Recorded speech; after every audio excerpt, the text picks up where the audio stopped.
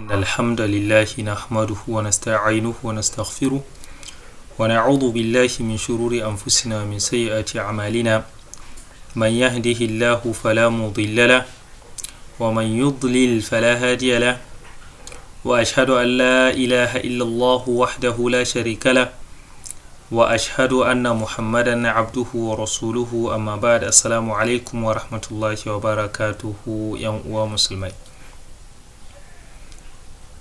Allah subhanahu wa ta'ala yana cewa a cikin Qur'ani suratul Baqara aya ta 286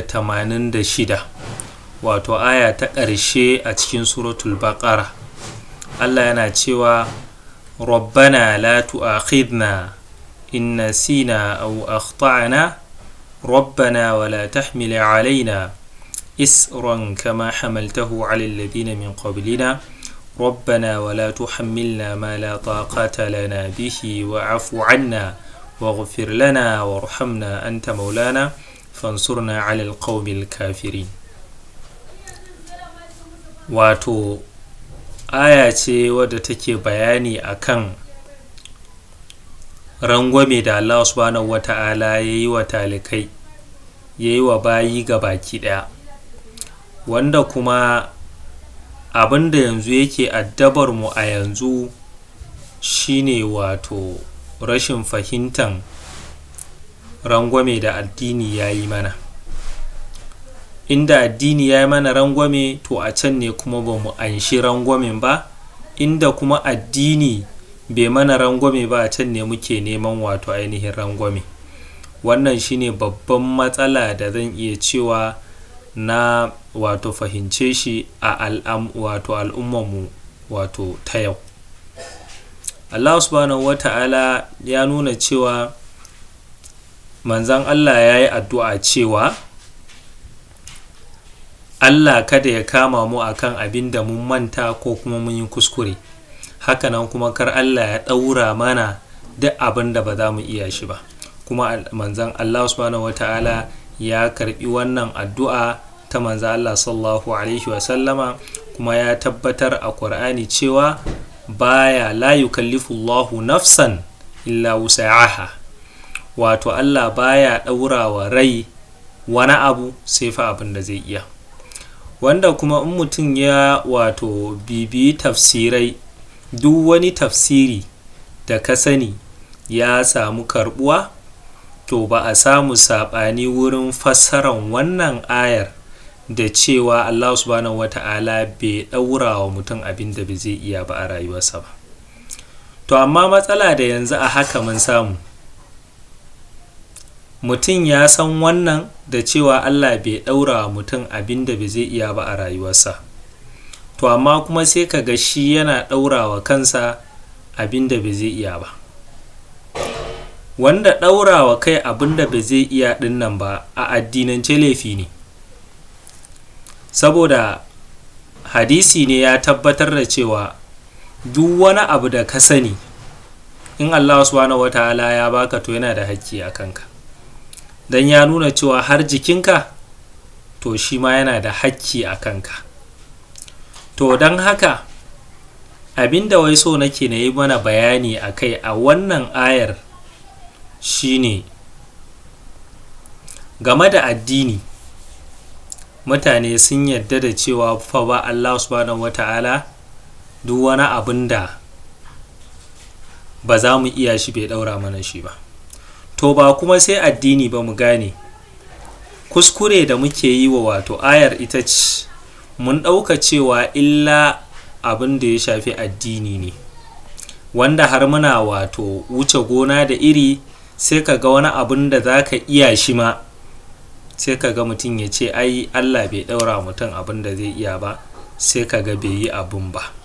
Wanda kuma shi duk wani gajiyawa da Allah subhanahu wata'ala ya yi maka rangwame a addini, to ka gane cewa a iya abin da tsakaninka da Allah, kuma Allah ya sani, ya san abin da za ka iya, ya san abin da ba za ka iya ba. To a iya abin da ba za ka iya ba ne Allah subhanahu wata'ala maka rangwame, kuma bai zai kama ka kai ba. Amma in ka wuce koda da taku ɗaya ne, ga wani abu za ka iya, sai ka yi wato tadlisanci, ka cakuɗa abin da za ka iya da abin da ba za ka iya ba, sai ka ce su duka ba za ka iya su ba, to Allah subhanahu wataala zai kama ka akan wanda za ka iya ka cakuɗa ci ka ce ba za ka iya ɗin ba. Sai mu gane wannan, don haka yana kanka, yana kaina, yana kanmu mu duka, mu lura da menene za mu iya kuma mu tsaya iya iyawarmu mu ga mun yi shi. Menene ba za mu iya ba mu tabbatar da cewa Allah subhanahu wataala muna kyautata zaton ya mana rangwame akan wannan ɗin a sha'anin addini.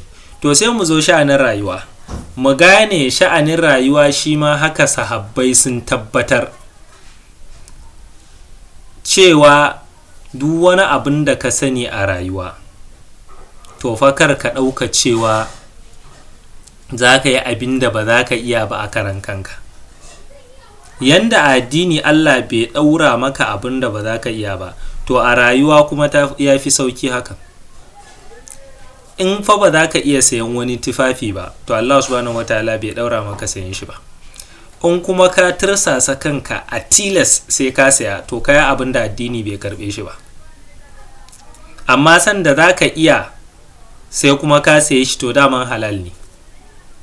Amma ba za ka iya ba sai ka ɗaura wa kanka wajibcin shi, to kuma ka yi laifi. In za ka iya ka yi shi, to wannan halal ne, yana babin mubah. Amma ba za ka iya ba sai ka ɗaura wa kanka dole sai ka yi, to wannan kuma laifi, ka yi addini. Irin wannan abun ne ba ma ganewa. Hakanan yanzu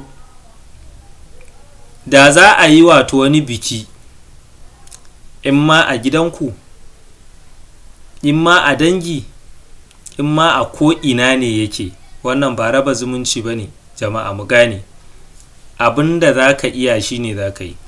In za ka iya, daman shi abu ne yana babin al'ada, kuma al'ada ne wanda hasali ma tana kawo addini matsala. Don bukukuwanmu shi yake jawo wato tsanani da wasu al'adu da muke a ciki da saninmu ne shi yake kawo wato matsaloli yana ta faruwa. Yaro da zai iya yi aure a shekara 14, 15, 16, 17, 20. Ita mace ita ma za ta iya yin wato aure a waɗannan shekaru, kuma in sun yi a waɗannan shekaru an toshe kafa wato na saba Allah subhanahu wata'ala, wato na zina, kaso mai yawa. To amma kuma sai al'ada sai ya kawo wasu abubuwa wanda kuma lalle ne a al'adance an ce sai ka yi shi,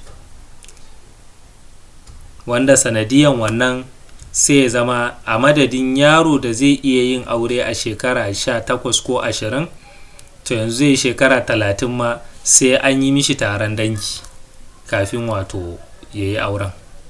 Wanda waɗannan al'adu gaba ɗaya malamai sun wato yi bincike kuma sun tabbatar da bayani kan cewa kamata a ce lalle ne a raba su da duk wasu abubuwa wanda yake addini ne.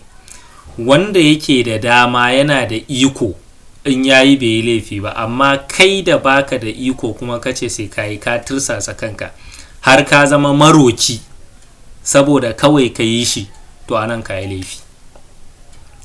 Dan dama shi al'ada ana aiki da shi ne matukar bai saba addini ba.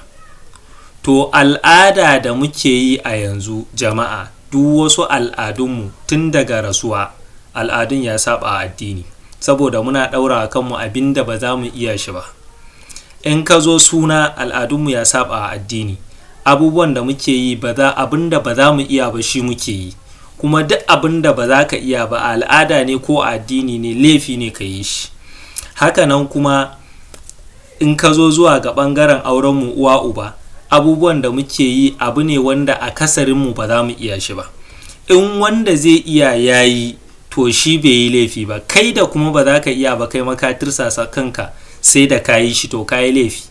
Duk da ka yi shi amma da roƙo da waye ko kuma ka shiga takura sai da ka yi spending din wato ƙarshen pocket ɗinka, aljihunka, kafin ka iya ka yi shi, to kar fa ka ɗauka cewa ka burge, kar kuma ka ɗauka cewa ka yi wani abin da addini ya karba. Addini bai karba abin da ka yi shi ba.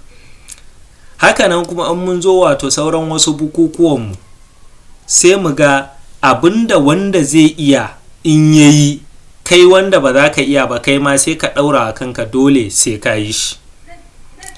Kuma mu gane wani abu, shi mutum fa ba a gamsar da shi. Kar ka ɗauka cewa wai za ka yi wai a fita a kunyan duniya za a fita a ciki ko? Ka yi abin da ba za ka iya shi ba saboda a fita a kunya ta duniya ko? To laifi ne kaya a addinance, mu gane wannan. Ina ƙara jaddada mana cewa laifi ne kayi a addinance. Duk wani abin da kai ba za ka iya ba, in a addini ne ba za ka iya sallah a tsaye ba, sai ka yi shi a tsayen, a tirsa ka sai da ka yi shi a tsaye, to laifi ka yi. Hakanan kuma duk lokacin da ba za ka iya yin azumi ba, misali ba za ka iya shi ba, kuma dalilai ya nuna ba za ka iya ba irin wanda maƙaryata in azumi ya zo sai su ce suna da ulcer shikenan sai suke yin azumi ba. A'a, dalilai ne kwakwara sun nuna cewa fa kana yi to yanzu a haka zai maka ajalinka, sai kuma yanzu ka yi shi sai ya zame maka ajalinka, to laifi ka ya addinance. To mun ga duk girman addini ba wani abin da ya kai addini girma ko? To ina kuma ga wato abin da yake al'ada. Addini shine wanda yake wajibi ne ka yi amfani da shi, wajibi ne ka yi riko da shi. To amma kuma in ba za ka iya ba addini din ba, to kuma ba dole ne ka yi shi ba. In ka yi shi ma laifi ka yi. To haka nan in ka zo kan al'ada yana nan a matsayin mubah, abu ne wanda halal, ba lada ba zunubi in ka yi shi, sai dai in ya zamo wato hanya da aka aikata wani alheri. In ya zamo hanya ne da kai, yanzu misali irin abin da ake yi, bukukuwa da muke yi na aure, suna da sauransu, in ya zamo hanya wanda da an yi shi sai wasu miskinai sun ci abinci din har sun ci sun wannan, to la'alla wannan hanya din sai ya zama wato hanya da za ka samu lada akan abu. Kuma ka gane cewa in fa ka kai kana da daman yin abu, amma ba ka da dama in ka yi shi to laifi ka yi. Ina sake jaddada mana, in fa ka yi koma menene abin da yake na al'ada, ka yi shi ba za ka iya ba, takura kanka ka yi. Kome kankantan takura da ka ji a karan kanka sai ka yi shi saboda kawai dai kai ka fita a kunya ne na al'ada, to ka gane cewa a addinance addini bai karba da abun ba. Kuma duk abin da mu muke yi a matsayinmu na musulmai, addini ne ya ce mana ku shiga musulunci din baki daya. Udkhulu fi silmi kafa, ku shiga musulunci ne baki daya. Duk abin da za ku yi shi to ku nemi hukuncin Allah a ciki, ku nemi menene addini ya ce game da abin da kuke yi. Ba wai kuna yin abu ne a karan kanku, a ganin damanku, kamar waɗanda ba su da addini, kamar waɗanda suna nan wato karazibe ba. Ko kuna da addini, kuna da tsari. Duk abin da ka yi shi, ina sake jaddada mana, duk abin da ka yi shi in fa ba za ka iya yi ba, kai kana jin wai dan a fita a kunya, ko abinci ne ka je ka siyo abin da kai kanka ka san ka shiga damuwa, ka takura kanka, amma wai dan mutane su ce wani abu ko kuma a fita a kunyan mutane, to laifi ka yi. Ka gane wannan. Ko ma menene, in wai ya kasance za a yi aure sai ka saya wani sabon kaya, ka je ka takura kanka ka saya, to ka gane cewa fa laifi ka yi. In duk wani abin da kawai dai kai yanzu ka yi shi ne kawai saboda al'ada, kuma ka takura kanka, babu dama amma sai da ka takura kanka, to kar ka ɗauka cewa ka yi wani abu ne mai kyau. Dan akwai waɗanda suna ruɗuwa, musamman ma wasu har mamaki suna bani, suna ansa wato sunan ɗaliban ilimi, amma sai ka ga wai za a yi bikin wane, ai fa sai na saya wato sabon kaya, sai ka ga ya takura kanshi, ya shiga damuwa, ai ban saya kaza ba, hulana yana wurin ɗinki da sauransu. Irin waɗannan abubuwan sai ka ga ya shiga damuwa har ya rasa me yake ci. Wanda kuma da abubuwan da yake yi in ka lissafa ka tattara sai ka ce mishi to menene a ciki sahabbai, akwai wanda sahabbai sun yi a ciki, sai ka ga babu shi. To ya zama menene, yana nan a babin al'ada. Allah ya sa auren wani abokinka ya zo ya ci karo da kai makana walwala, sai ka yi duk abin da ya dace. In ya so ka ce don murna ka sayi wani sabon kaya, don murna ka ba shi wani kuɗi, ka yi wa al'umma wannan na alheri, mutane sun ji daɗi da sauransu, kuma kana walwala, to kaga wannan sai ka samu lada. To amma ka takura kanka, duk abin da ka yi shi ba za ka iya ba, kuma ka takura kanka, ina sake jaddada mana, ba addini bane ba, kuma laifi kayi a addini. In ma abin addini ne, in ma al'ada ne, in fa dai ba za ka iya shi ba, ka takura kanka, a tilas ka sa kanka sai da ka yi shi, to laifi kayi a addini.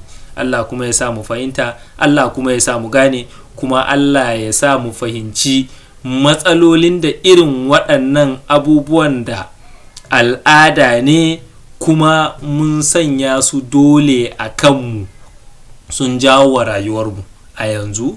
Kuma Allah ya sa mu dace baki ɗaya. Allah kuma ya ba mu ikon fin karfin zuciyarmu, mu yi kokarin tabbatuwa akan addini, ba akan soye-soyen zukatanmu ba. Assalamu alaikum warahmatullahi wabarakatuh.